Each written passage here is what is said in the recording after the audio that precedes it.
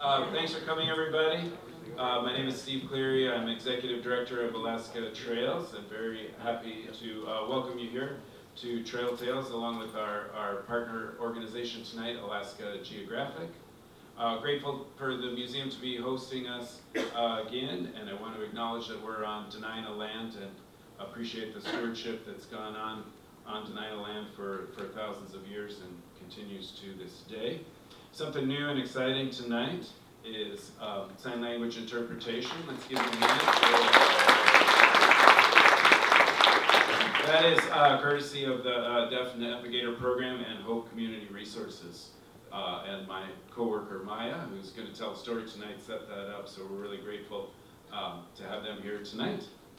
As I mentioned several times, donations of $10 or more gets you in a raffle at the midway point for 2 state parks passes and some of the great Alaska Geographic products out there, some of their great swag. Thanks to Alaska State Parks for donating those. I saw both Windy Sailors and Ricky Geese here tonight. We're very grateful for their support. We are also grateful to be part of the Race Across Alaska Winter Challenge, and there's still time to sign up for that. It's a great way to stay active over the winter season, and some of the proceeds go to benefit our Alaska Long Trail project. And so there'll be time at the midway point to go make a donation and get signed up for those passes to get some information about Alaska Geographic and their great programs, and just to learn more about their organization, which we will in a second from their director, Andy Hall. I want to remind you that there will be a couple more Trail Tales coming up. February is Winter Bike Month, so we'll be partnering with Bike Anchorage here on February 21st, and it just so happens that we'll be here on March 21st as well with the Kenai Mountain Turning and Arm National Heritage Area. And Rachel Blakesley, who works for KMTA, will be warming up tonight with a story, and then she'll be emceeing in March. So we're happy to have such great partners to have you all come and listen to some great stories. We're also hiring.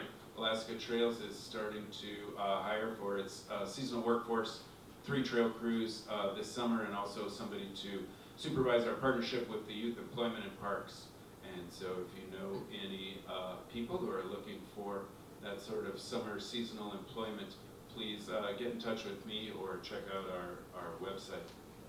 It's now my pleasure to introduce the Executive Director of Alaska Geographic, Andy Hall. Andy is a lifelong Alaskan who was born in Sitka and spent his early years in Mount McKinley National Park, where his father was superintendent. He spent many years as a journalist, editor, and publisher working at newspapers around Alaska. For 16 years, he was the editor and publisher of Alaska Magazine and general manager of the Milepost. He is the author of Denali's Howl, the deadliest climbing disaster on America's wildest peak, published in 2014. He served on the Alaska Geographic Board of Directors for 9 years until 2014, and he has been the executive director of AKGeo since February of 2018. Please welcome Andy Hall.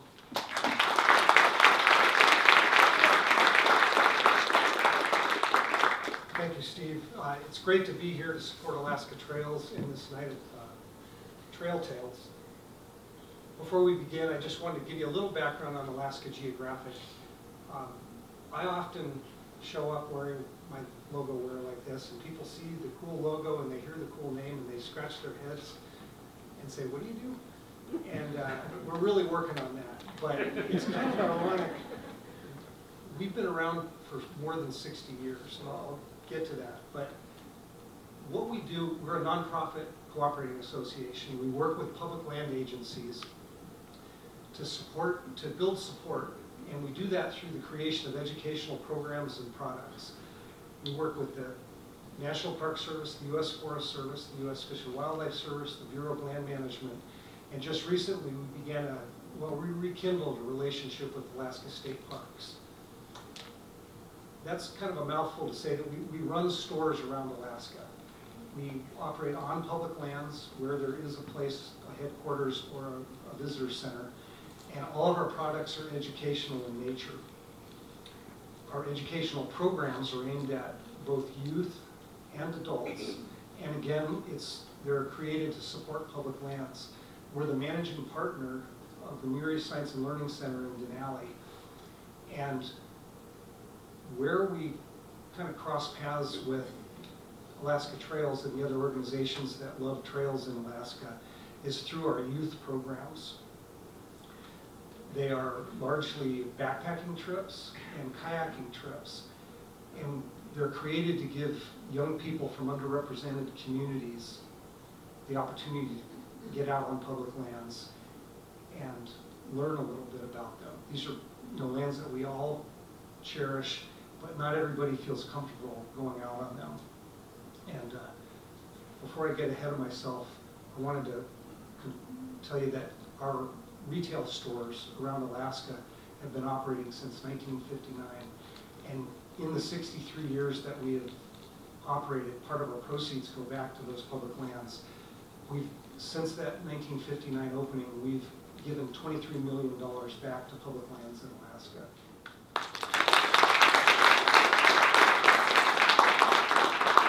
Now I'll get back on track. So these educational programs are meant to help people kind of have an immersive experience. In Denali, our excursions, the chance to get off the bus and walk a trail, see one of the creeks or rivers run through the park, and do more than just look out the window. We also operate, we call them field courses, and that's an in-depth immersive experience. It's a multi-day program, and these are mostly, they're focused on adult visitors. They give people the chance to spend time in the park. They're with a park ranger or a park scientist, and they learn about geology, paleontology, tracking wolves, tracking caribou. They're really popular, and they're about to open in about a week. So if you'd like to learn more, we have a lot of Alaska Geo folks here, and pull anyone aside and we'll tell you a little bit about it. Hopefully you've taken a look at our products outside, and if you want to pick anything up, I encourage you to do it. Again, those proceeds go back to support public lands. So I'm going to tell a very short story, and then I'm going to hand it off for the folks who are going to be the better storytellers. The gist of our youth education programs are to get kids out there, but we also include a stewardship element on every trip, and that's often trail work. And I think a personal story might help you understand why we think that's important. So I want to bring you back to 1976. Jaws was playing at the 4th Avenue Theater. I weighed 110 pounds and my hair was red. And I was a 14-year-old Boy Scout in Troop 211 in South Anchorage. A couple Boy Scouts here. Okay, cool. And one of my fellow scouts had started his Eagle Project, and he asked me to help him. We were going to refurbish a trail, try to reopen it in South Anchorage. At the time, it was called the Old Johnson Trail. It's now known as the Turnagain Trail. And if I remember correctly, when we got there, it was washed out, overgrown, full of mosquitoes. It was probably the hardest work I'd ever done up to that point in my life. I can't say I enjoyed it. I can say I was happy when it ended. But I did feel like I helped my buddy. And over the years, I've watched that trail become something that has been improved dramatically, possibly by folks in this room. And it's become a real treasure for the community. And I realized I had a lot of pride in the fact that I had helped open that up. And every summer when I had my own family and we were headed down to the Kenai, I would point up to the hill as we passed the end of Potter Marsh, and I'd tell my kids about the work that I did there. To the point where, as we passed, I would start to point and they'd say, "We know, Dad, you worked on that trail." And it, and more than just inspiring pride, you never know what that first experience like that is going to do. Now, that other guy, the Eagle Scout, who I worked with that day, is a guy named Blaine Smith. he's somewhat famous in trail building, maybe infamous is a better word, but he went on to become a renowned mountain guide, an avalanche expert, and later in his career he built trails for Alaska state parks. My own experience, my Eagle Scout project was building more of an urban trail, but I created a walking tour of downtown Anchorage with a historic aspect to help people learn about the city they were walking through. And you know, I went on to, as Steve said, ran Alaska Magazine, the Milepost, and here I am. You never know what these young people are going to do and what that experience is going to inspire. I hope it's appreciation for public lands and a commitment to stewardship so they remain open for generations to come. And with that, I'm going to hand this off to Steve. So thank you very much.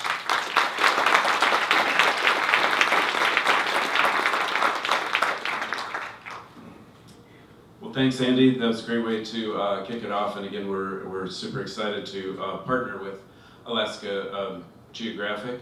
Our first storyteller, as I mentioned earlier, Rachel Blakesley, works for Kenai Mountain Turning Arm National Heritage Area. And in addition to Alaska Geographic, we partner with them and the Forest Service on trail projects most every summer. Rachel is the executive director of KMTA, as it's known, where she oversees their strategic partnerships, program development, operations, community engagement, and fundraising. She's an environmental and community advocate with over a decade of experience in the nonprofit sector, including fundraising, education, and research. She holds a BA in political science and international studies from Southwestern University and a master's in marine and environmental affairs from the University of Washington. Her dual background in environmental health and education stems from her belief that all people deserve the right to live in a healthy, clean, and safe environment. In her spare time, you'll find her recreating with her family and dogs in Alaska's beautiful outdoor spaces, especially through the KMTA corridor. Please welcome Rachel Blakesley.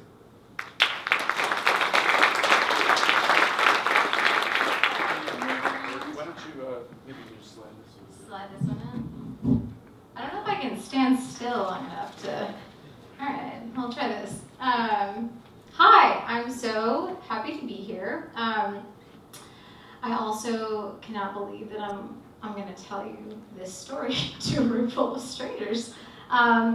So I'm going to just preface this and set the tone for the evening. This is a poop story. And we're gonna normalize pooping. All right. Okay. So, all right. So when I was 16 years old, I enrolled in a program called Amigos de las Americas, which is Friends of the Americas, and it's basically a youth exchange program where they take youth from high school age students, and you get to go to different countries throughout Latin America and spend the summer in sort of a cultural exchange type of experience. And other kids, other high school students from Latin America get to go to other Latin American countries. It's very cool. And this program has a prerequisite of having to have 3 years of high school Spanish in order to be in it, or the equivalent. And I did not have 3 years of high school Spanish, but I thought the program was cool, so I convinced them that my 5 years of Latin was the equivalent.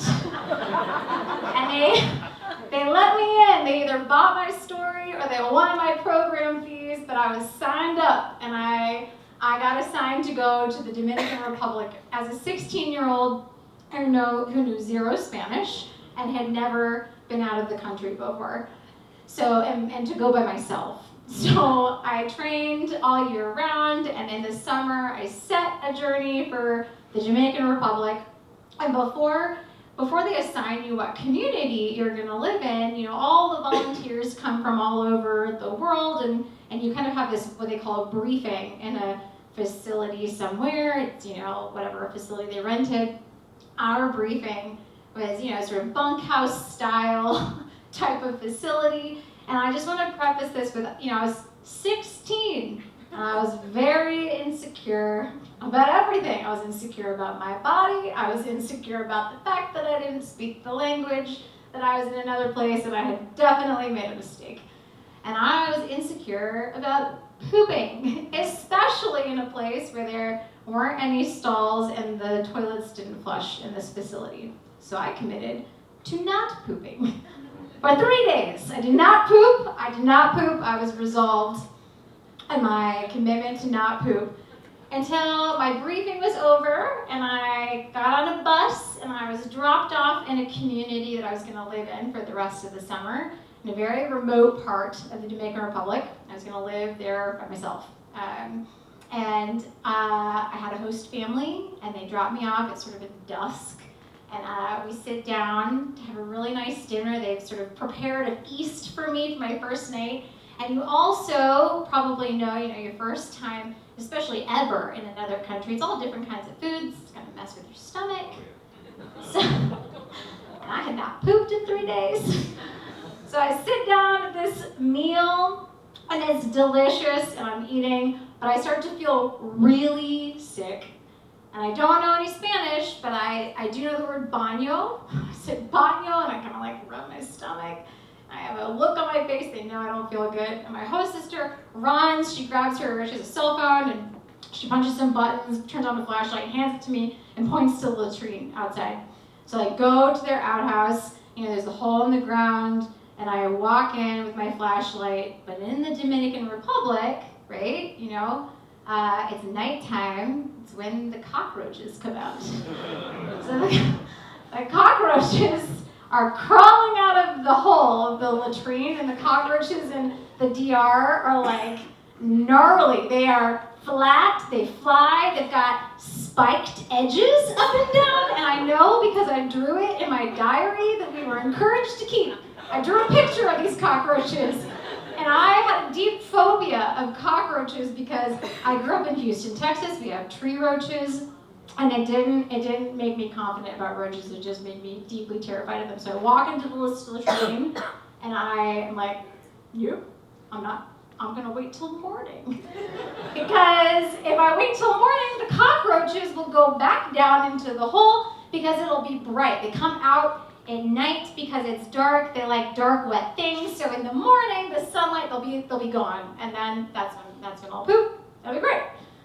And I go back to my room. My host sister has given up her room for the summer for me to stay in, and I'm sitting there, and my body and my mind finally go to war, and my body wins, and I poop my pants. I like really poop my pants. Like diarrhea, like just like uncontrollably. I had no control. And again, insecure 16-year-old girl is not ideal, okay? And so then I run back out to the latrine. I don't have the flashlight anymore, so it's really dark. And I like stand over there, I'm squatting over the hole, the cockroaches are crawling up my leg, and I can't aim very well because I can't see anything, so I'm peeing on my feet. I'm peeing on my feet, and I pooped my pants, and it is not good. Okay, but somehow that situation ends. I run back to my room. I'm like, all right, just keep it together. We're gonna find some clothes. I'm gonna deal with these clothes in the morning, and then I hear the knock at the door. And my host sister goes, "Vamos!" And I didn't know a lot of Spanish, but I knew that one. We gotta go. I don't know where we're going. I walk out. I follow her blindly because I cannot speak the language. So I cannot tell her, I just pooped my pants. I need to find a change of clothes before I follow you out into the night. So I can't communicate any of this, so I just go as I am. And I learn that in the nighttime is when Dominicans socialize, because it's very hot during the day. So nighttime is party time. And this was the night I was gonna meet every single community member. We were going for a night hike through the jungle, and we were gonna meet all the neighbors. And all of these neighbors lived very far apart. And there we go. And I hike for hours. My first hike in a foreign country, my first time in a foreign country. I'm hiking. I literally crapped my pants with my own urine on my feet in my sandals. And we do that for hours. We like meet a neighbor, we sit down in their lawn chairs in their yards, we converse for hours, and we go to the next person. All night long this happens. And I feel like the only two things I had going for me were one, it's nighttime, so it's dark. Maybe people can't tell. I was also wearing capri pants. They were very fashionable at the time. And my capri pants were navy blue. So I was like, oh, navy blue, maybe they can't tell. And maybe they could. Maybe they were all talking about me and like the smelly American, like, man, I feel bad for that girl. She smells bad. But I couldn't tell because I couldn't understand them. I make it through the night, and I finally get back to my host sister's room, and I take off my disgusting clothes, and I rummage through my bags, and I find a plastic bag, and I roll up those pants, and my capris, and I put them in the plastic bag, and I seal them off, and they stay sealed for 3.5 months. 3.5 months in that bag, and they didn't just stay in one place. I was backpacking around, I had my supplies and my poop pants in my backpack. They traveled all around the DR with me, and they came home with me, and I don't have a recollection of what happened after the fact, but I'm sure my mom was horrified. She opened up whatever was in there at the end of 3.5 months. But I survived, and at the end of the day, I think I learned a couple of things. One, I learned how to speak Spanish. I learned how to communicate better. And I learned that, everybody poops, but you don't have to poop in your pants. So I will say that was my first introduction to, normalizing pooping. I did not get over my phobia of cockroaches, but I did develop a bigger phobia of pooping my pants, so that overcame the phobia of cockroaches. And now, anytime I'm uncomfortable in the backcountry in Alaska on the trails, I'm just sincerely thankful that we don't have cockroaches here.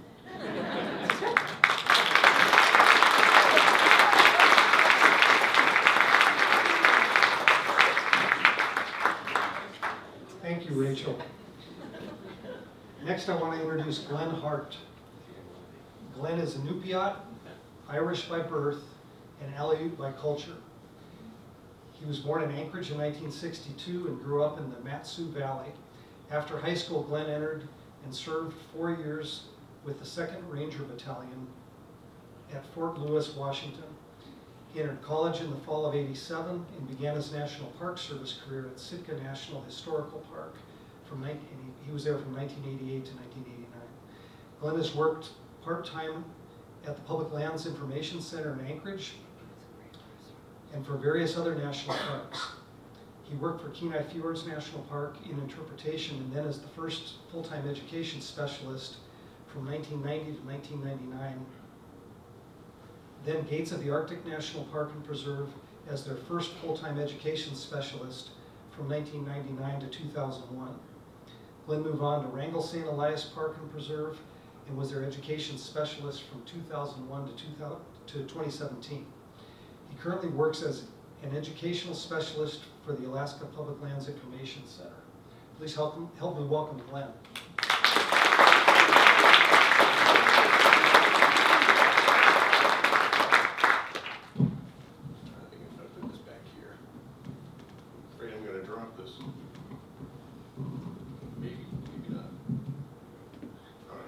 So first thing I want to say is it's very unfair that I have to follow a poo story. Now the bar is set. I don't know where it's set. And then the other thing I'd like to little disclosure also to for the two ladies over here. I'm sure you're fluent in Inupiaq. So I'll keep everything in English. I'm just messing with you. So yeah, working as a National Park Service for over 30 years has been a great pleasure. And tonight what I'm going to do is I'm going to tell you a little bit about a story where having gone to Gates of the Arctic, for those of you that have never been there, and it is a very magical place. It's our second largest national park in the system, and it's basically the central portion of the Alaska Brooks Range. And the place that I lived was a place called Bettles, in Bettles, Evansville, and this was my first experience away from, basically a town or a city, that type of thing. And so when I arrived at Bettles, I found out that there was 46 other people that lived there. So it was kind of amazing because we tell each other, well, I know my neighbors. It's like, well, in Bettles, you actually, you do know your neighbors and what they do, and they know what you do, kind of thing. So anyhow, one of my responsibilities as our first outreach specialist was to actually do outreach, and then I found out there was not a lot of resources to go and do outreach because 47 people was a lot to cover in one day. No. It was actually pretty quick. And then they actually knew more about the park than I did. So I learned a lot from them, first of all. And then I finally got a phone call from a small little village about 40 miles away called Alakaka. And it was downstream from Bettles. And this was wintertime at this point. And since I couldn't afford, I didn't have funds to actually pay for a plane ride over there. The only alternative I had was snow machining. And I was like, yes. This is what we live for. And, so, having grown up here, everybody rides a snow machine or whatever, rides in a boat, rides in a four-wheel drive, whatever, that kind of thing. We all recreate. And so this was something I knew that I was good at, and I could do this. However, I really didn't receive any instructions on how do I get there. There's no map, there's no road, there was kind of a trail though. I found out that the gentleman who ran the little generator building for the electricity in town, that was the man to be friends with. He knew everything, and he had tools to fix everything. So I went down there and talked to him a little bit, and he told me, he's like, yeah, Glenn, just go down the kayak hook a little bit. You're gonna hang a left at this stump, follow the trail over the hill. Next thing you know, you'll be in Alakaka. And I was like, those are awesome instructions. I can do this. So the next day I loaded up this snow machine. They had two little Tundras, these little teeny tiny snow machines, and they weren't quite what I was used to because you could almost pick them up and pack them around. And I loaded a sled with all kinds of park information and paraphernalia and that kind of thing. And so I had this Siglin sled behind, and Siglin sleds are made awesomely. They're just basically these little 2-foot wide pieces of plastic, about 8 feet long, and they cut the ends and they curve them around, and that's it. They put a little wooden tongue in the front, and you attach it to the snow machine, and away you go. So I said, no problem, and loaded up. I thought of all the supplies and whatnot that I was going to need to actually, survive the wilderness to travel this 40 miles over to Alakaka. So anyhow, I'm heading off, and I head down to the end of the runway like he instructed me to do, and sure enough, single snow machine track to fall on. I was like, woohoo, so far so good, I'm only a mile away from home. So I only got 39 more to go. So I get downstream, and I find where he does cross the river, so I had heard from folks, be careful of overflow, that kind of thing, and moving water doesn't freeze. Even in the Arctic, and I witnessed this firsthand on some of the drives in there that I had done before in the wintertime. And even at 40 below, there's still running water somewhere in the Brooks Range. Anyhow, so I crossed the river, I get into the woods. I was actually pretty lucky because there were no Ys in the trail. Because he in his instructions, he just said stay on the trail. So I was doing the best I could to do it just to stay on there. So anyhow, I got to this point where I was climbing up this hill. It was actually a pretty good sized little hill, not quite a mountain. But once I got to the top there, I turned around and looked where I came from, and it was kind of breathtaking. Even though it was wintertime and about 20 below, it was still quite amazing to look out across. Basically what I was looking at was Canudi Wildlife Refuge. But then if you look left, you kind of look at the gates themselves in the Brooks Range, and they're amazing, the mountain range that is there. The Arrogage Peaks, for those of you that haven't heard of this, they're granite spires in the middle of the Brooks Range, and Arrogage means 5 fingers extended. And they're amazing, they're beautiful, even in the wintertime and even from, 60, 70, 80 miles away or whatever I was. So anyhow, back to the mission and getting to Allakaket and doing this outreach education program for these students. So driving down the hill, I get down to the bottom of the hill, and a few miles later, there's this village comes out of nowhere across the river, and I was like, yes, yes, first leg of the step done. I'd made it safely that far.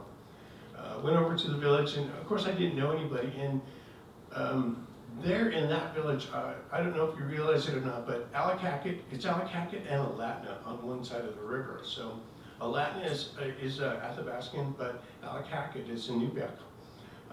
And it's only the river that divides the two from each other. Anyhow, I finally found the school, knocked on the door, went in, and found the principal teacher there, and did my program with the students. And of course, I didn't impress them with anything, because they were like, so what, you snow machined over here? I was like, hey, man, I thought it was doing pretty good. Anyhow, I told them about the park, yada, yada, yada. They weren't really too interested in that. They wanted to know, did I see any moose? Did I see any caribou? Did I see anything worth chasing later after school? Unfortunately, I told them, no, I didn't. I think I saw a few ptarmigan, and that was about it. Anyhow, I accomplished my mission at the school, and proceeded to head over to the snow machines, and found out, I was like, oh, one thing I didn't pack was extra gasoline. So needless to say, if you've never been, I don't want to say slumming, but knocking on doors in a village going, do you have any gasoline you could spare for this park ranger? It wasn't my most dignified moment. Anyhow, I did find somebody who was sympathetic to what I was doing, and they knew I needed to get back, and I gave them a few dollars for, I think it was like 5 gallons of gas or whatever they gave me, and yeah, sure enough, I was able to leave, and I knew I had enough to get back to Bettles. However, on the way back to Bettles, one of the things that happened is I got to the top of that hill that I'd been to before. I stopped once again to look over towards Bettles, and there once again got this inspiring view of this whole landscape that was out there, and it was pretty much all uniform. And I could see how, you could look across that and feel like you were lost, but then every now and then something poked itself out and was totally different from the landscape, and then all of a sudden, oh, you knew where you were. You knew this mountain, or you knew this tree, or you knew this portion of the trail. So anyhow, I proceed to go ahead and push on the throttle and head down the hill, and next thing you know, I'm about a third of the way down the hill, and then out of the corner of my eye in the helmet, I see this blue thing, all of a sudden chasing me down the hill, and next thing you know, it's like, well, there's my damn sled. It's beating me down the hill. So, needless to say, I tucked my head down, I ran my thumb on the throttle, I began to race this thing down the bottom of the hill. And I didn't win. The toboggan made it down there before I did. Luckily, there was a snow berm at the bottom, and it stopped it. And at that point, I kind of got out, and I was looking at this wooden tongue in the front of it, and some of the nuts and bolts had come off of it. I didn't check them before I actually left on the journey, and so needless to say, I was a nut and bolt short at this point. And here's, of course, where a lot of people, get that Alaskan ingenuity. I knew I had duct tape, I knew I had rope, I knew I had some things that I could put together and actually, make something that I could still attach this back to the snow machine and limp my way back to Bettles. So that's what I did. I didn't go as fast as I did when I left, but I went a little bit slower, and I turned around and I looked a whole lot more, because I didn't want that thing passing me anymore. So I got into Bettles and over to the garage, and I pulled the snow machine and the sled into the garage, and I was looking at this thing, and lo and behold, I looked on the shelf, and there was this coffee can sitting there, and on the coffee can there was this little note, and it basically on the note it said, "Don't forget to take extra nuts and bolts."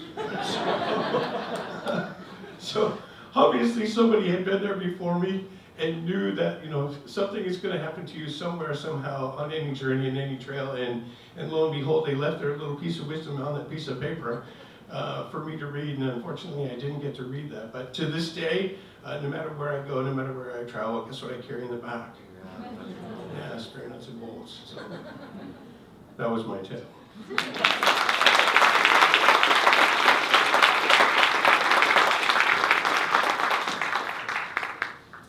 Thanks, Glenn. Our next storyteller is Debbie Hamilton. Debbie moved here to Alaska 42 years ago and has watched it grow. She says she misses the one stoplight town of Wasilla, but Alaska has opened up for her in so many ways throughout the years. She raised 3 amazing humans and made her way through the education system, both herself and her children. While her kids made their way through the public school system, she made her way through college. She currently holds a master's degree in special education and works with young children who experience differences. Her family has grown to love the land and learn how to live in harmony with the extremes. She states, "There's a tale to tell every day I step out my door." And the tale that Debbie will tell tonight is traveled through time and how she has learned, laughed, cried, and grown up with the help of the world around her. Please welcome Debbie Hamilton.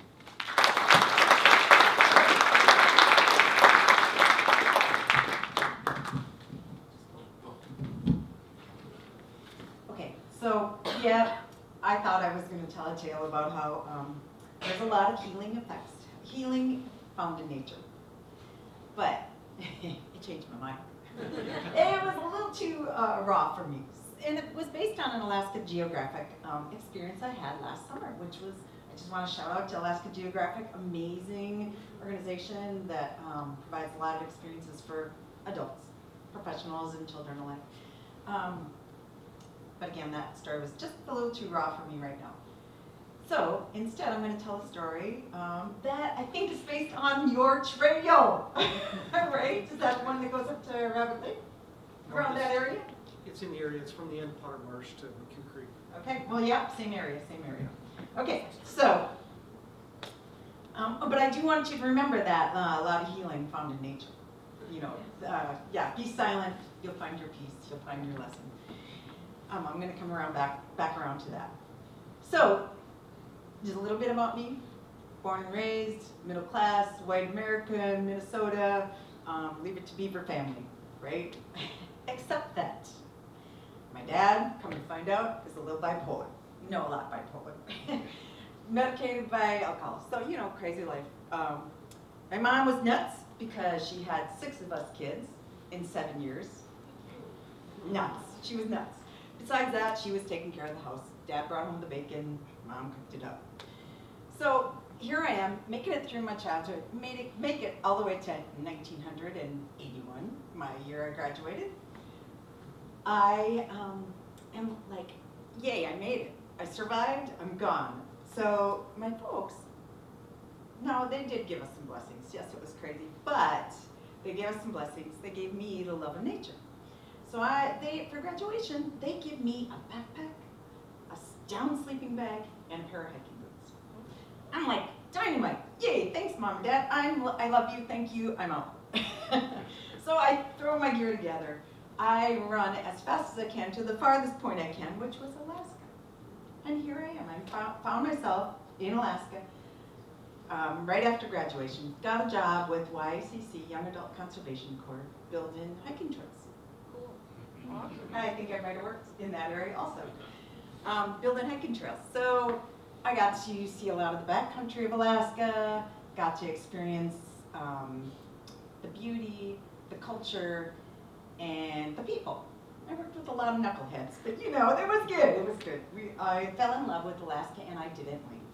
42 years late, I didn't leave. I don't know if I did the math right, but anyway, so jumping ahead again to 2000.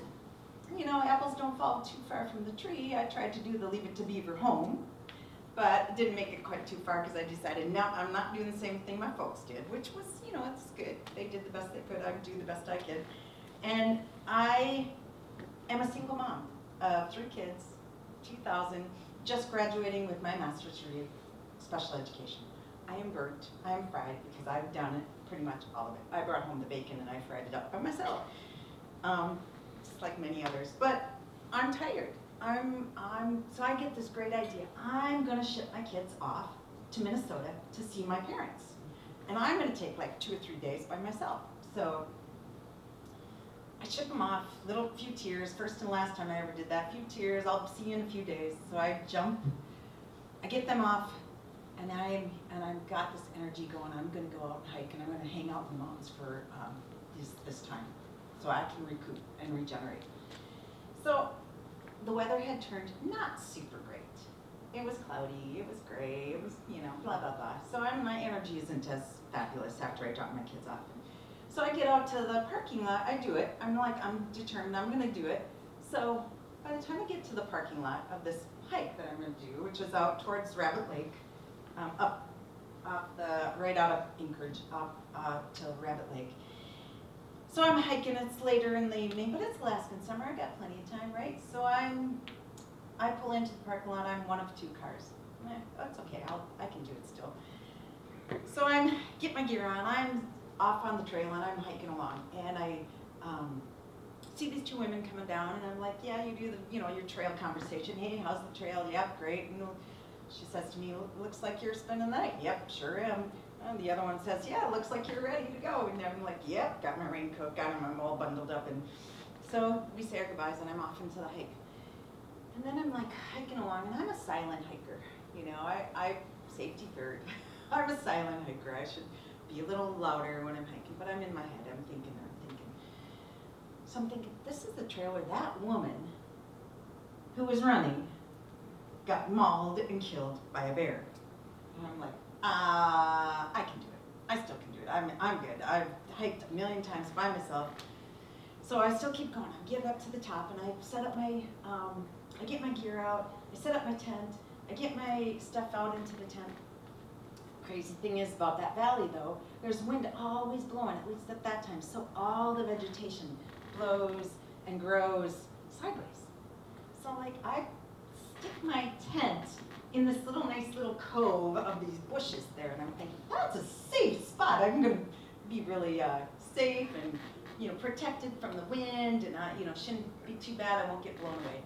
So I hike up to the top, and I grab some water, and I'm thinking, great, I'm gonna boil myself some tea. I get back to my tent, boil my tea, get my journal out, get my book out. I'm ready to set to go for the night. I'm thinking I'm ready set to go for the night. I do drink my tea, journal a little, read a little, and then I'm like laying there. And I don't know about you guys, but when I'm hiking, I'm like filled with lots of energy. It's just a great thing. I love it. So I'm laying there in my tent, and I'm like, dang, it's really windy out there. I probably would not hear a bear if it was charging me. And I'm thinking, and then the branches are scraping on my tent, and I'm like, was that a bear? Did I hear something? Is that a bear? I'm like, I can't do it. I'm out. I'm just going. So I get out of my tent. I throw all my things back in my backpack, and I'm like, start heading down the trail, put my hood on, and I'm like, I'm booking it. I'm going. I'm kind of moving pretty fast, but I'm gonna head down watching the trail because I'm going fast. And so I come to the trail, and it ends. I'm like, well, wait, look up, mountains to the right, mountains to the left, water's down the front. I'm thinking, okay, Golden, I just gotta go. I gotta keep going down. So I'm looking farther, and sure enough, the trail goes under all that brush. I'm thinking, okay, all right, I'm not going back. So I get down, I belly crawl through all this brush, and I get through on to the other side, and I pop up, and I'm like, whew, okay, mountains to the right, mountains to the left, water's in front. Gotta keep going. Do my check, gear's on. There was one thing I forgot to tell you. So this backpack that is 1981, is an antique backpack. It's this Coleman plastic frame backpack. You know, the kind where you bungee everything on. You get those little Walmart bungees and you bungee everything on. So I got my sleeping roll up here bungeed on and my sleeping bag back down here. And I'm like, it's gone. My bungees didn't do their job. So my antique sleeping bag is back there that my folks gave me. And I'm like, I'm not leaving it. I'm not going. So I get back on my belly, climb back through all that brush, find my backpack, or my sleeping bag, and I'm like, okay, so belly crawl back through the brush, get to my backpack, bungee it back on, stand up, and think, okay, mounts to the right, mounts to the left, water's in front, I'm going. So now I'm really booking it, but not running because bears chase things that run, and I'm not gonna get eaten by a bear. So I'm running, I get to the parking lot, and I open up my car, throw my gear in, shut the door, sit in the driver's seat, and I'm like, yes, I get to see my children for another day. And I made it. Well, okay, so you know how you mess with your head up there. Remember I told you to hang on to that idea of you find a lot of healing in nature and be still and listen? Well, maybe not that trip. That was my story. Thank you.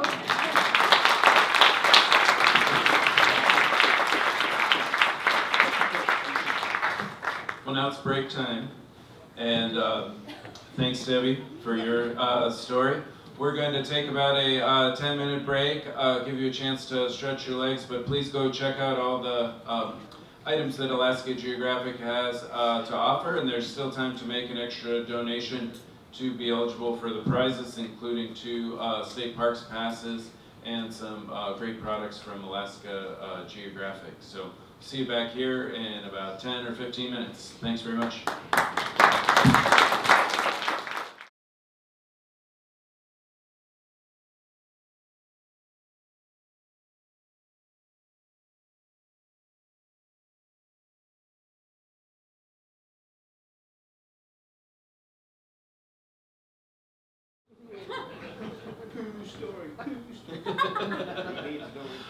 Mark Butler is our next storyteller, and he told me that he brought a whole entourage here with him tonight. So if you came here, Mark, thanks for coming. I'm going to introduce Mark, and then I have to go dim the lights. As a proud son of Cleveland, Ohio, and its sports teams, Mark Butler is a perennial optimist and is always rooting for the underdog. Now thoroughly immersed in all things Spinardian, Mark lives, works, and plays well with others in Spinard. As one of the co-founders of the Spinard Farmers Market, the Spinard Chamber of Commerce, and the Fish Creek Festival. His biggest smiles are reserved for when Eagle Scout Mark hops off the Alaska Railroad flagstop train at Canyon, Alaska, with the woman of his life and walks skis or snowshoes to his cabin. And Mark's trail tale reminds us that people aren't the only critters who use Alaska's trip. Please welcome Mark Butler.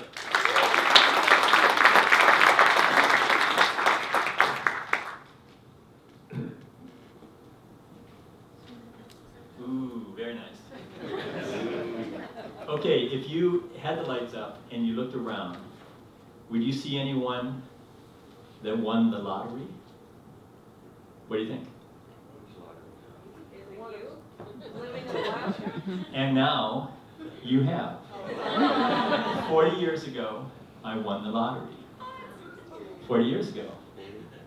Yeah. Unfortunately, it wasn't the kind of lottery. Oh, and it changed my life completely. Changed my life completely. It wasn't the kind where you get like $10 million to put in the bank and people, ask you for money and so forth. But rather, I won the lottery to get a state of Alaska homestead. There was a program for about 30 years called Open to Entry. It was when Alaska got land, officially through the state of Alaska, for Prudhoe Bay and all the mineral sites and so forth. They also chose land, and they decided to give land to people, or sell it very inexpensively. So I was the 7th one picked at the old ACC campus. Some old people know where that was. And in the cafeteria there. And 75 of us Alaskans got the opportunity to get a stake, like a land rush, and eventually own property in the woods. And this is at 44 miles north of Talkeetna on the Alaska Railroad. And it faces Kasugi Ridge, the ancient one, backside of Denali State Park, and it's a roadless wilderness area. It's 44 miles to town and 14 miles to a highway the other side. So a real sweet spot. So to me, it was Eagle Boy Scout heaven. I couldn't imagine something better happening in my life. People started getting off the train, us youngins started, I was young then, started building trails, staking out land, and so forth. And I got 7 acres on a ridgetop with this huge view of Kasugi, the ancient one, right in front of the cabin. And we started noticing, however, that there were critters, and they had some of their own trails, especially like across the ridge that I was on. And then we started noticing they were using our trails. Now, they're not our trails because they live there. We just visit occasionally. So I'm going to tell 2 critter stories, one very traditional, and one less traditional and perhaps you'd say more intimate. So we have seen wolverines up there. We have seen stout ermines, squirrels, all sorts of critters that live up there, and of course some bears. So we got off the train. My buddy Steve, thank you Steve, is my cabin building buddy. We decided, we went up in November, and we got off, there was just a little bit of snow, so kind of light snow year. And we got off the train, and we looked down, and there were some very large bear tracks walking down the long trail of the Alaska Railroad, and right down the right of way, and they turned right where we were getting off. And we put our packs and carried our stuff up, and we went up this about half-mile trail to my little cabin and a new one, a bigger one that's under construction. And we just followed the tracks, and they took us right the half-mile, and then they turned and went up our little trail to where the cabins are. And sure enough, it was just like a guide. We just followed these tracks, and we're thinking as we get closer and closer to the ridgetop that there's either going to be a bear there, or he's going to have torn everything apart that we've worked on for so many years.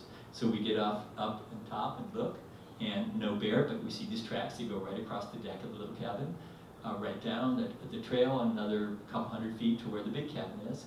We're looking around, and the bear goes right up to the front door, keeps walking, goes to the outhouse, to the outhouse, and then it turns, walks around the outhouse, continues away.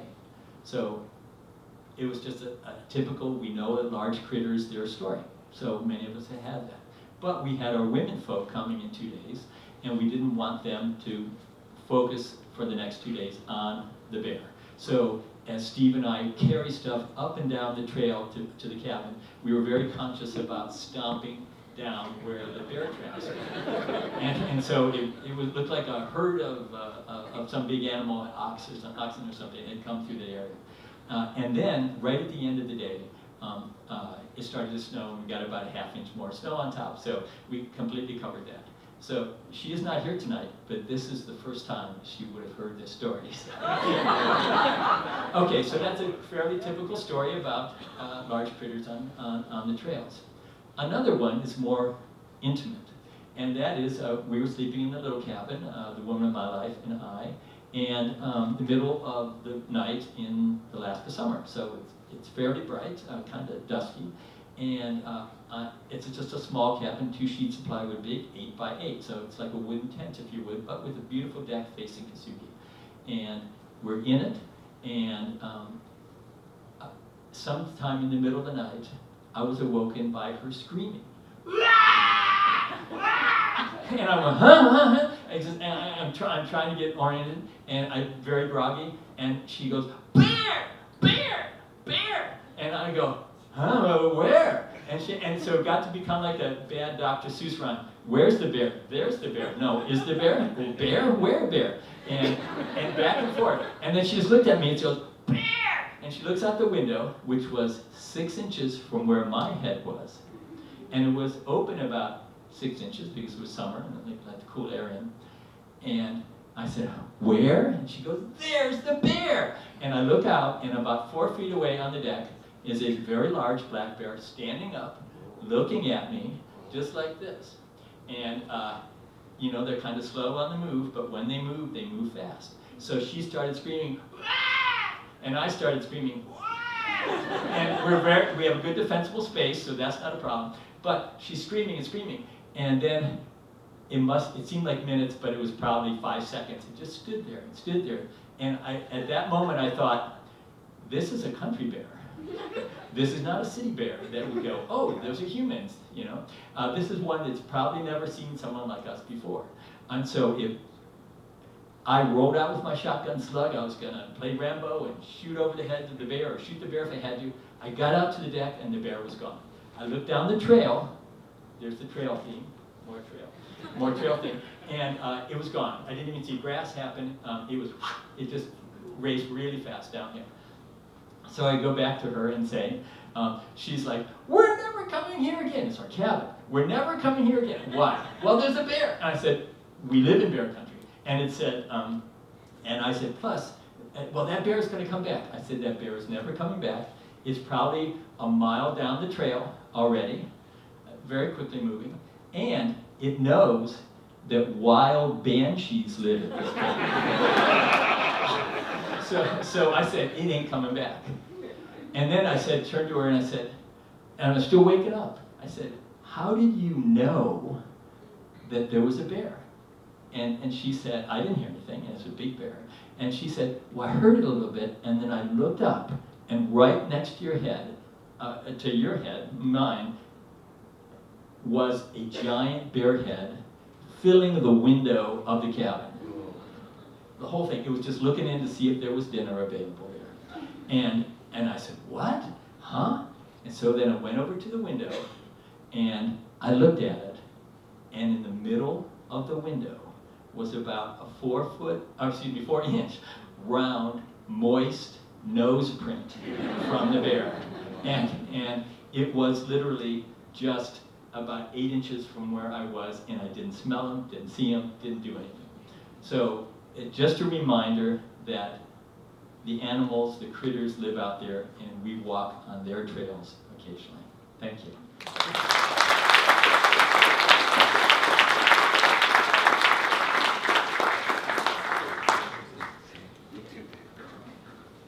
Thanks, Mark.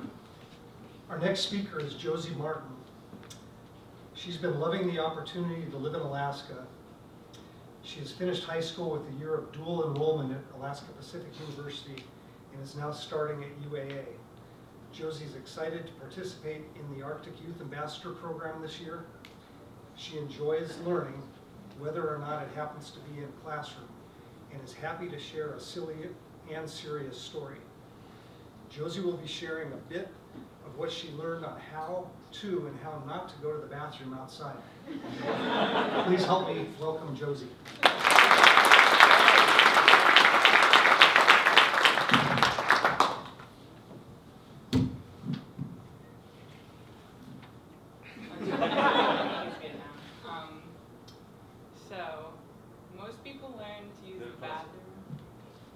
Most people learn to use the bathroom pretty early on, and so it might be surprising that there's still more to learn. But as I've adventured in Alaska, I've realized that going to the bathroom outside isn't one skill or two skills, it's like a lot of different skills. And I have learned something new on each of the trips that I've been on. Thanks to AK Geo, I got to go hiking in Denali National Park and Preserve and kayaking in Prince William Sound, and then a nose course that combined hiking and kayaking.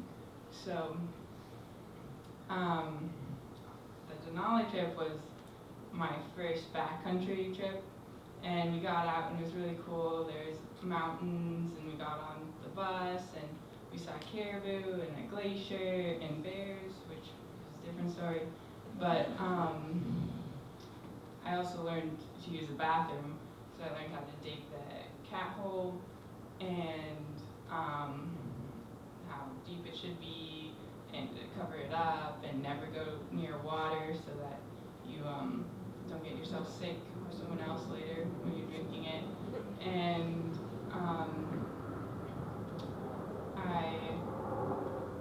I remember walking through some bushes and coming across someone else's used toilet paper that is just left sprawled through the bushes, and I didn't have to clean that up, so I was happy about that, but one of our leaders did. And Yeah, so toilet paper doesn't decompose really quickly, so if you just leave it out there, it can be gross for people. And the way we cleaned up our waste was we brought Ziploc bags and we covered them in duct tape, and then any used toilet paper or wipes or feminine hygiene products, they all went in there. We zipped it up, and then you couldn't see it really, and you couldn't smell it, and you just brought that out and threw that away. So that was my introduction, and then I got to go to Blackstone Bay, and there we were base camping, so there's no digging chapels. We had our fancy toilet with a tarp blocking it from the tents, and a pee bucket and a camping toilet, and you just can't mix the pee and the poo because it's packing out the poop, so you have to be careful. But we got used to that, and we had fun. We kayaked across the water and explored, and we found little waterfalls, and we also helped the Forest Service improve the campsite. And there was an archaeologist there digging a big pit. It was big, very deep, and it was going to be for an outhouse. So when I got to go back the next year as a helper, the outhouse was done, and so now we had the deluxe bathroom. And the thing was, though, you had to burn the toilet paper. So I wasn't sure about that at first, but you use toilet paper, and you don't crumple it up or make it super soggy, and you put it in a little tin can, and you use your lighter. You just gotta be careful of your fingers, and it turned out to be not that hard. I did burn my fingers, but it wasn't that bad. And we got to go on a bigger kayak trip, got to a glacier, and we swam in the water, and we had lots of fun. And the reason why there's an outhouse there is because a lot of people go there to have fun, and not everyone was packing out their waste. So people were coming across like poop, and I know one of my teachers brought a group there, and they found a small pit that was not properly covered poop, and they found it after they had walked all through it, and it was all over their gear. It was very gross. So I'm glad there's a bathroom there now, and it's gonna last longer because everyone's burning the toilet paper so it doesn't fill it up super quick. And that was last summer, and a little bit after that trip, I got to go on this NOLS course that we didn't have any toilet paper. So we had a bathroom class on the first day, and they quickly pointed out, like, if you squat to pee, you should face towards the group, and if you stand, you should face away, and that's the least exposure when you're going to the bathroom pretty close to your group.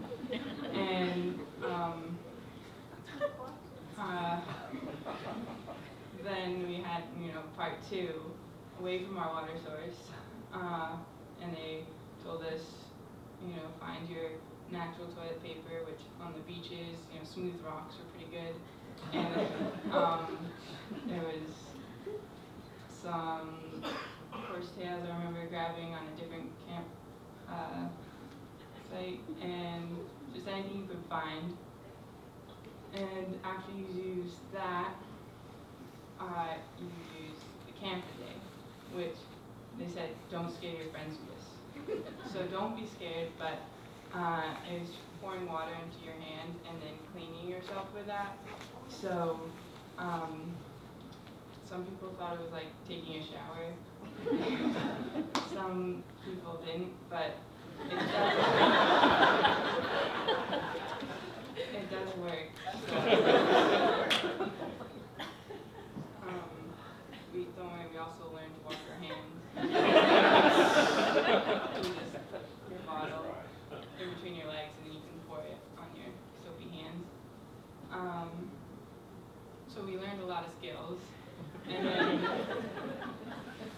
the hiking section, we had a bathroom fail because you have to go out in groups for bear safety. So on this one morning, we had like 5 to 8 people who had to use the bathroom. And we were on like a tundra hillside and we went out and there wasn't much cover, so people were kind of spreading out, and we spread out way too far and you couldn't hear the ends of our group.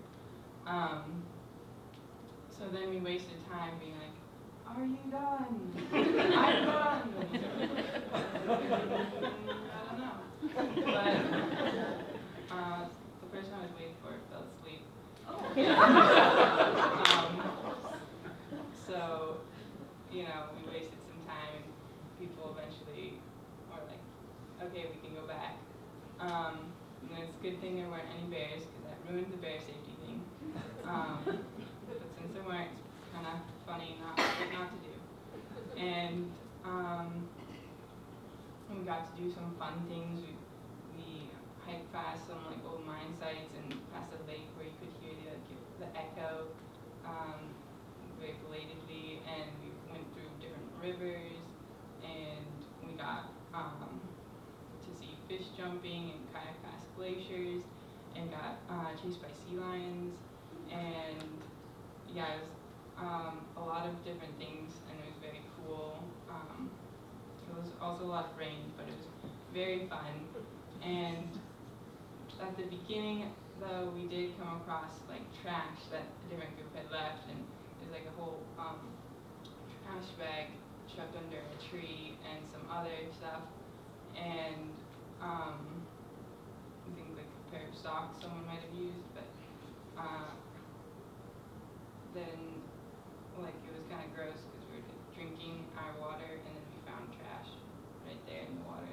So through all these trips, it's made me feel like we can all keep sharing and learning even when it's gross, so that we can all help keep the places we enjoy clean, and so that we don't have to pick up someone else's poop.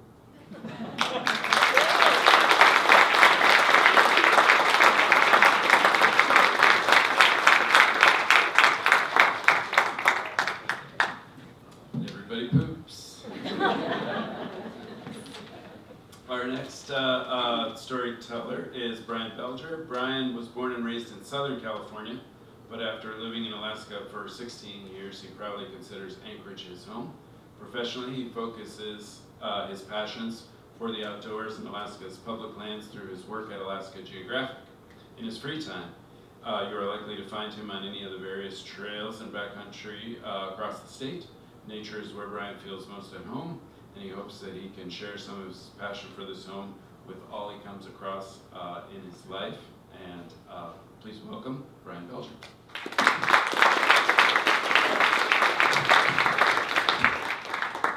Thank you. I can promise you that if anyone who does know me, I'm incapable of standing still, so I apologize ahead of time. That's all right. So I love being out in the world. I love exploring nature. I have to start this with, I'm so grateful to my father. I grew up in the concrete jungle of LA, and every weekend my dad took us out into nature and showed us what the world was about. So I was lucky enough to, when I became a parent, have a daughter that shared, starting very young, those same values that I do. You know, when she was 4 years old, I had a group of friends that I always went hiking with, and we were going to go hike Flat Top, and so she invited herself, and she watched us set up for our hiking trips that sometimes were very long and multi-day, and so she pulls out her pink glittery backpack and fills it with water and grabs herself a snack of granola bars and chocolate because she's a chocolate fanatic, and she's gonna go do a quick hike up Flat Top with us. And so she bounces out of her room in her pink tutu, and you know, 4-year-old her, she's on her way. So we go out and we get on the trail, and all of a sudden she disappears. Not sure where she's at. And literally she was standing holding my arm 2 seconds earlier. And there's plenty of us on the trail, but turn around, look, don't see her. And then, oh, there she is, bouncing 20 feet in front of us, and she comes running up to me with a handful of pretty much every flower that was on the trail with flat top. And she hands it to me and says, "Here, Dad, I want to give you these." And so we have a, I thank her, and we have a conversation about preserving the flowers for all the other hikers that join the trail. And so we continue up the trail, and we get to the, for anyone that hasn't hiked Flat Top, as you get to the top, there's a little bit of a rock field, and some of it can be kind of steep, and she wants no help. She will take no help. She does not want you to touch her. She doesn't want you to look at her. Keep your eyes down, and she's got this. And so she scrambles up the rocks, and you have 40, 50, 60, doesn't matter the age, but you have people of all ages that are terrified and slowly crawling up to the top, and she just goes running up and stands at the top. She's high-fiving strangers, and hi, how you doing? I love your tutu, and yeah, do you want one? Like I can ask my dad if he can find you one. Okay. So we head back down, and as we get within 100 feet of the car, if anyone is familiar with marathons and marathon runners and the part where they lose all faculties within 50 yards of the finish, just melts. I mean, tears are pouring, and she's crying, and like, I'll carry you. No, I'm gonna make it. And so she drags herself to the car. And we get to the car, and we go home, and Mom had worked all day, and she tells Mom her harrowing story of how she conquered Flat Top. Well, fast forward, she's now 13 years old. Last year, we started doing some larger trips. We did a multi-day, we did Crow Pass, we did Resurrection Creek. So long hikes, 10 miles plus, some 20 plus, multi-day. And she's always wanted to do Bird Ridge, but if anyone has experienced Bird Ridge on the Turnagain Arm, it's steep, it's there's lots of false summits, there's rock fields, it's pretty intense. And so we get out there, and she's stewarding to me. Dad, do you have your bear spray? Yes, I've got my bear spray. All right, Dad, do you have all your water you need? Yes, I've got my water, Michaela. Let's go. All right, Dad, do you have this, that, and the other? Yeah, we're ready. Let's go hike. So we start up the trail, and she's leading because now she's the leader of every hike that we go on. And which is awesome because she's very responsible and knows what she's doing, and she wants to be in charge. And we get up, and we're walking through, and there's some, we're at the time of the year where some of it's pretty heavily wooded still, haven't got out of the tree line yet. And she stops and gets a drink of water, and I carry on ahead of her about 20 feet. And I come over a false summit, and I stop dead in my tracks. I've seen mischievous moose, I've seen disgruntled bears, I've seen a lot of animals. I've been lucky enough to be in those situations and know how to deal with it. But it's the first time in years that I've ever been in that situation with my daughter and my wife. And they're just far enough back where they have not seen the gigantic black bear, probably the largest black bear I have ever seen in my life, laying in the middle of the trail eating fireweed. So my daughter comes bouncing up the hill, and I'm trying. The bear is not aware we're there yet, and she comes bouncing up the trail, and I'm trying to key her in that something's going on, and she comes jumping up over this false summit and immediately knows, oh, bear.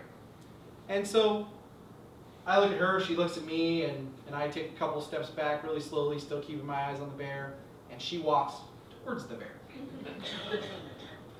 And she calmly takes out her bear spray, stands there looking at it. Mom comes over the false summit, and Mom is in full panic mode. And Mom tries to keep calm, and I try to keep calm, and she is literally inching steps closer towards this black bear. And I finally, Michaela, stop. And she stops and stands there, and we watch this black bear for probably 10 minutes just sit in the middle of the trail and just eat fireweed. And the bear eventually gets up and walks off, and I look at Michaela and I look at Jesse, my wife, and I say, well, what do you want to do? And Michaela immediately, well, let's finish the hike. We're only halfway done. And Jesse's, let's go home. No. Michaela looks at her and goes, no, we're fine. The bear's gone. We'll just keep hiking. So we end up hiking to the top of Bird Ridge, and we hike back down. And when we get down to the bottom, I ask Michaela, I say, Michaela, so what were your thoughts when you saw the bear? And she's like, well, you taught me how to, what to do when you see a bear. You taught me how to react with a bear. You taught me what, grab your bear spray, stay calm, keep the bear in, what you're, and I was like, well, why are you walking towards the bear? She's like, well, you told me to keep looking at the bear the whole time. So when the bear moved, I thought I got to move to where I could see the bear. Very poor lesson from Dad there. But we got back in the car, and if any of you have friends, partners, children, people that you love and care about that drive in your back seat, and it's been a tough day on the trail, and within 5 seconds they're dead asleep, half comatose, up against the window, the thing to know is that the things you can learn from not just being on the trail, the people that you're out on the trail with, the people that you steward with on that trail, the people who you have taught to be in nature, to be in wilderness. The biggest lesson I took away from that day is that she taught me more than I taught her in that moment. She was completely calm. She was completely collected. She pulled her bear spray out. She stood there and she was fully confident that she could deal with the biggest black bear I've ever seen in my life. And so, as we get out on these trails, as we enjoy nature, as we love Alaska together, just remember that we can all teach something to each other, whether that be how to enjoy a trail, how to maintain a trail, how to get out in the wilderness, or how to really scare your parents.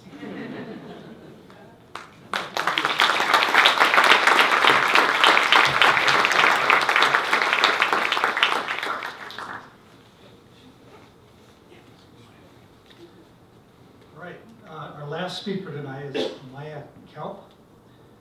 Maya was born and raised in Arcata, California, and moved to Alaska in June of 2022. She's been a community organizer and leader, starting 2 organizations, one to reduce food waste and feed the hungry, and another to plant and preserve trees. She has a wide variety of experience in environmental activism, research, and public speaking, ranging from Environmental Protection Agency fellowship to being a TEDx talk speaker. Sorry, I lost my place here. After earning a master's degree in biology, Maya has worked in wildlife rehabilitation and animal welfare as a technician, animal care specialist, and administrative assistant.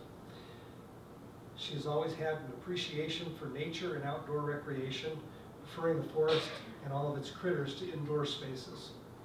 Maya currently works as the volunteer coordinator and communications coordinator for Alaska Trails. In her spare time, she enjoys reading, hiking with her dog, bird watching, and practicing wildlife photography.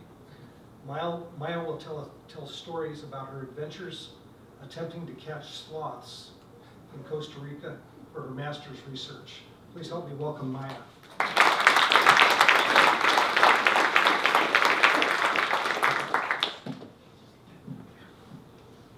So it all started with a love of the weird, unusual, misunderstood, and mysterious.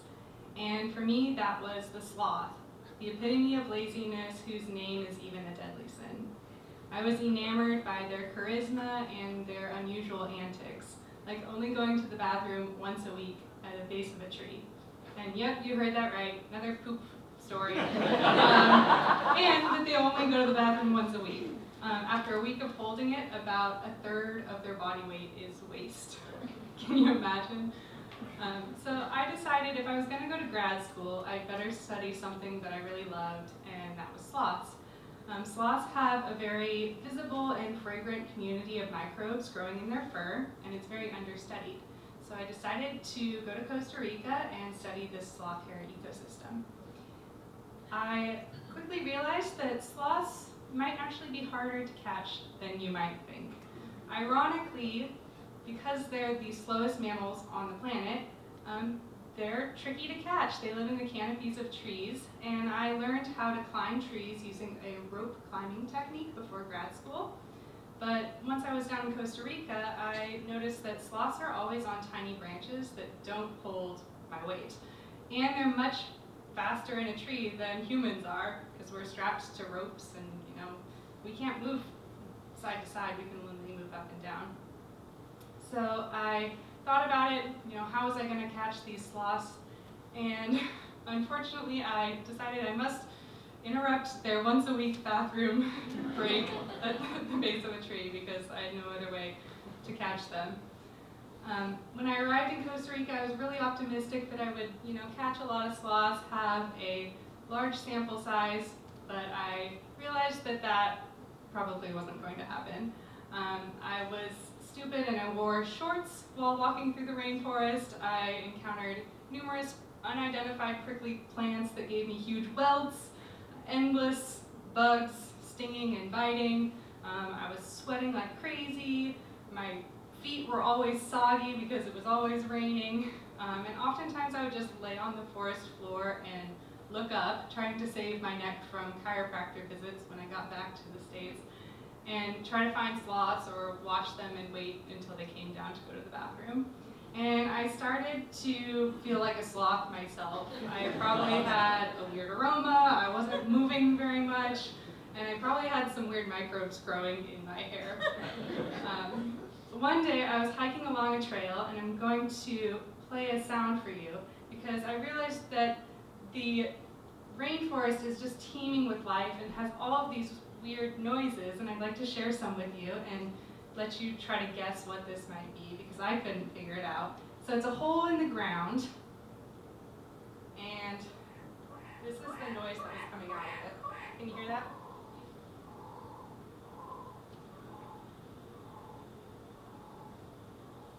I'll play it one more time.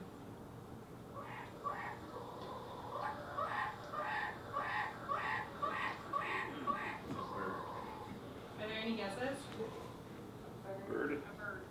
Yeah, so I thought it was a raccoon or a monkey or something. It turns out it was a Lesson's motmot, which is a bird about the size of a magpie, and it was a nest, and so it was probably protecting its young in that nest in the ground.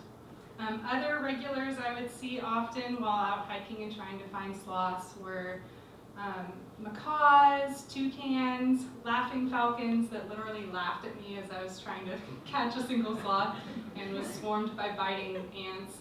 I would often see monkeys. I would see capuchin, squirrel, and howler monkeys, often agouti and quadamundi. And if I was brave enough to hike at night, which was a challenge for me because I'm afraid of the dark outside, I would see porcupine, kinkajous, and anteaters. So I'm going to play one more sound for you.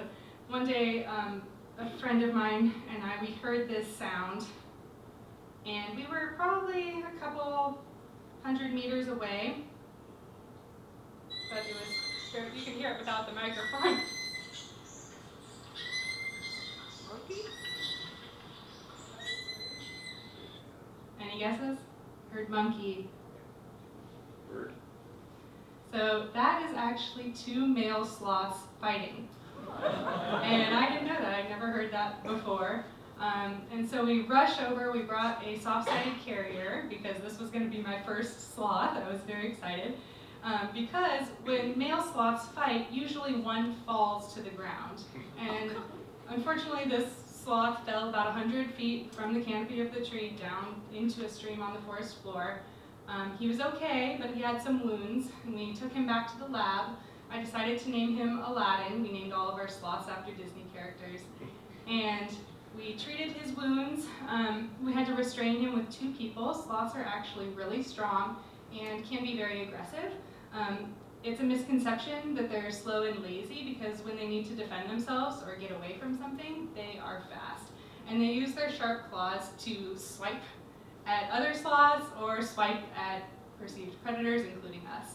And they have a locking mechanism in their wrists where even after they die, they're still holding on to a branch. So when they lock onto you, it hurts. So we had 2 people restraining Aladdin. We cleaned his wounds, we gave him a nice fancy tracking collar. I took a hair sample, my first hair sample, and then we released him back to the wild where he belongs. Now, sloths are just as hard to track as they are to catch, and Aladdin was no exception. He was the absolute hardest sloth to track. I used VHF technology, which is one of those big antennas that you spin around in the forest looking for an animal, and you have this beeping box around your neck, and it tells you what direction the animal's in. And these beeping boxes are built with a mortality pulse rate or a death signal. And that death signal will start when an animal hasn't moved for 12 or more hours. And sloths, don't move very much. Usually they move more or less like within a 12-hour range. They'll get up, maybe have a scratch, maybe take a bite of a leaf, but they don't move much. And Aladdin definitely didn't move like at all. And so every morning I would, get my beeping box ready. I would check in on all the colored sloths we had, hoping it was their day to poop. Never seemed to be, but I was always optimistic. And I would put Aladdin's number in, and the death signal would start. And I was always terrified because there's a lot of predators in the rainforest. There's ocelots and pumas and coyotes and snakes and people and dogs. And so I was always worried that he had died. But he was always asleep, happy in the canopy of a tree, just vexing me. And so I learned a lot during my graduate research in Costa Rica from sloths and about sloths. The first was the months-long lesson in patience as I was waiting for them to come down and go poop. The second is that you can't judge a book by its cover. We've all heard it, but with sloths, they're really not lazy. They're just masters of energy conservation, and they can move fast when they want to. Third is that we shouldn't assume the worst. Sometimes a death signal is just a solid nap. And lastly, even when you're really miserable out in the forest, everything seems to be going wrong. You have heat rash, you're sweaty, your boots are all wet. It is a great time to really appreciate nature and every little bit of nature that brings joy. Thank you.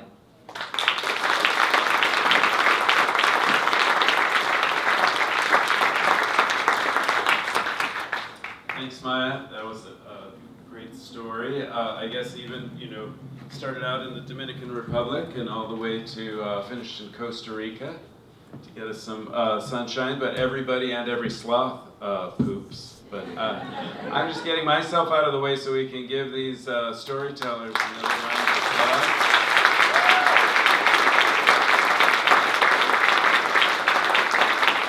And also a round of applause for the ASL interpreters.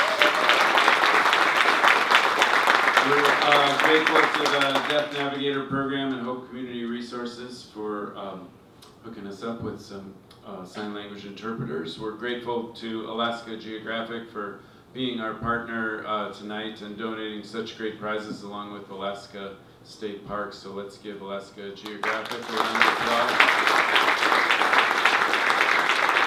Please stop by their table and our table on the way out and get some information about our organizations, and we hope to see you back here on both February 21st and March 21st for a couple more rounds of Trail Tales. Thanks again for coming.